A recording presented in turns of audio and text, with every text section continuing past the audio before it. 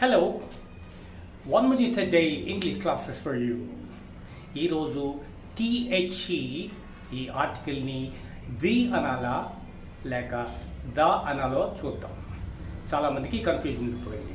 Okay, కొన్ని examples చెప్తాను. ముందు the American embassy, the British council, the French open, the Australian open. ఇక్కడ మీరు అబ్జర్వ్ చేస్తే మీకు చాలా ఈజీగా తెలిసిపోతుంది. వొవెల్ సౌండ్స్ ముందు, వొవెల్ తో స్టార్ట్ అయ్యే వర్డ్స్ ముందు మనం ది అంటాము. కాన్సనెంట్స్ ముందు ద అని ప్రొనౌన్స్ చేస్తాం. వొవెల్స్ ముందు ది అనాలి, కాన్సనెంట్స్ ముందు ద అనాలి. చాలా సింపుల్, ఇది అర్థమైంది కదా. The earth, the sky. Okay, have a nice day. See tomorrow.